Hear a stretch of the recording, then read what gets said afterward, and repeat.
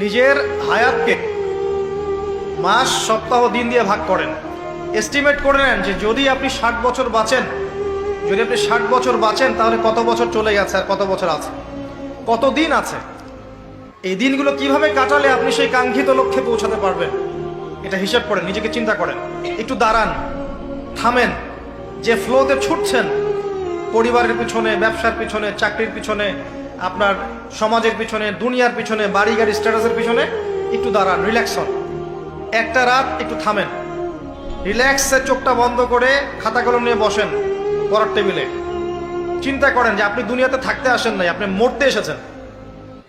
দুনিয়াতে আপনি থাকতে আসেননি, দুনিয়াতে আপনি মরতে এসেছেন। এবং সময় লিমিটেড, আপনি জানেন না কতটুকু। ধরে নিলাম 60 বছর, আপনার 30 চলে গেছে, বাকি 30 পড়ে আছে। এই বাকি 30-এর শেষ 10 বা 5 আপনি আমল করতে পারবেন না চাইলেও। যে স্পিড এখন করতে পারছেন ওই স্পিডে পারবেন না, পসিবল না। এখন আপনার হাতে 20-25, এটাকে দিন দিয়ে ভাগ করেন।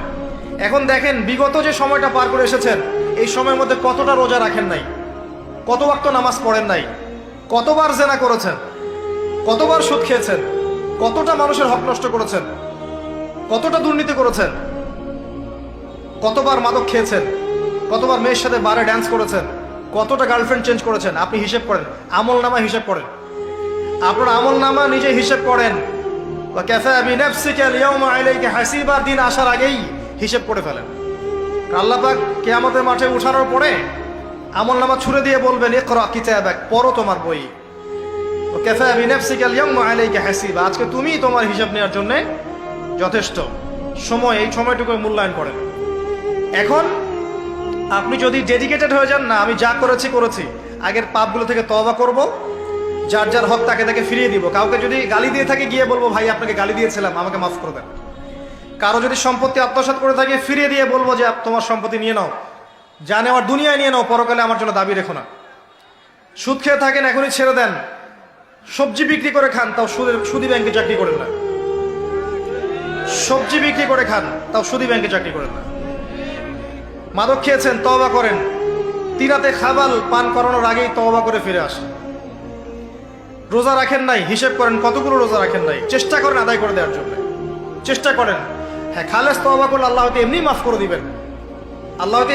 করে দিবেন, বরং আল্লাহ গুনাহকে নেকি দিয়ে পরিবর্তন করে দিবেন, এমনটা আল্লাহ পাক ওয়াদা করেছেন। লালসাময় একটা ছিল, লোভ, মরিচিকা, মায়াজাল।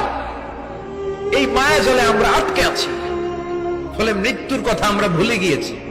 পাগলের মতো ছুটছি, আরো টাকা লাগবে, আরো খ্যাতি লাগবে, আরো যশ লাগবে, আরো দাপট লাগবে। আমার এত টাকা দিয়ে কি হবে, এত সম্পদ দিয়ে কি হবে, এত ব্যস্ততা দিয়ে কি হবে তোমার? স্টপ, থামুন, অনেক হয়েছে, আন্না, থামুন। Take a rest, take a breath, and think about death. Think that you have to go back to your Lord. একটু বসেন না, একটু ভাবেন যে আমাকে চলে যেতে হবে। এই কোলাহল, এই ব্যস্ততা, এগুলো থাকবো না আমি। সাইয়েদনা ওমর ফারুক বলেছেন, মুতু ক্বাবলা আন তামুতু, মরার আগে একবার মরো। হাসিবু ক্বাবলা আন তুহাসাবু আলাইকুম, তোমার হিসাব নেওয়ার আগে তুমি একবার নিজের হিসাবটা করো না। কাগজ বের করে একটু লিখো না, কি কি ভালো কাজ করছিলা, যেগুলো দিয়ে নাজাতের ওসিলা হতে পারে, 1, 2, 3, আর কি কি আকাম কুকাম করছো দেখো না, লিখে দেখো তোমার অবস্থাটা কি। মরার আগে একবার মরো। মরার আগে খাটের মধ্যে শুয়ে শটান করে চোখ বন্ধ করে একবার মরার ভান করে দেখেন কেমন লাগে। চোখটা বন্ধ করেন আর ভাবেন আপনি নাই, কি কি হতে পারে ভাবেন। আপনার ছেলে মেয়েরা কান্না জুড়ে দিবে, আপনার প্রাণের স্ত্রী বিলাপ শুরু করে দিবে, বন্ধু বান্ধবের চিৎকার আর মাতম, স্থানীয় এলাকার মসজিদে ঘোষণা, অমুক এলাকার নিবাসী অমুক ভাই, অমুকের ছেলে অমুক দুনিয়ায় নাই। সব আত্মীয়রা চলে আসবে, ফেসবুকে স্ট্যাটাস দেয়া হবে, সবাই সবাইকে জানাবে বিকাল 4টায় অমুক হাই স্কুল ময়দানে আপনার জানাজা। ছুটে আসবে, সবাই ছুটে আসবে আপনাকে শেষ বিদায় দিতে, গুড বাই জানানোর জন্য, আল ওয়াদা, বিদায় জানাতে আসবে সবাই। 4 তাকবীর দিয়ে আপনার জানাজা হবে, অশ্রুসিক্ত জানাজায় আপনার বিদায় হবে। কাঠের খাটিয়ার মধ্যে করে কাঁধে তুলে আপনার কবরে নেওয়া হবে। আগে থেকে খুঁড়ে রাখা কবরটার মধ্যে আপনারে বিছিয়ে দেয়া হবে। বাঁশের কচি দিয়ে তার উপরে মাটির চাপা দিয়ে সব চলে যাবে।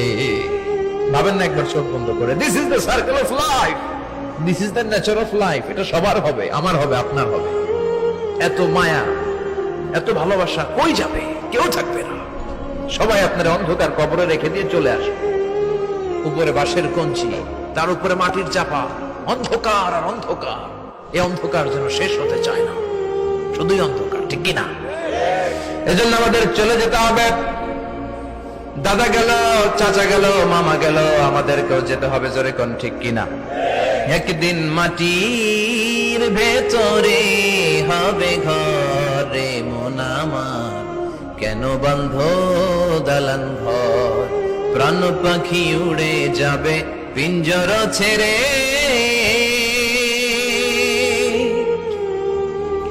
ধরা ধামে সবই রবে, তুমি যাবে চলে। বন্ধু বান্ধব যত, মাতা পিতা যারা সুত, সবই হবে তোমার পরে। মন আমার কেন বন্ধ দালান ঘর? একদিন মাটির ভেতরে হবে ঘরে মন আমার, কেন বন্ধ দালান ঘর, ঠিক কিনা?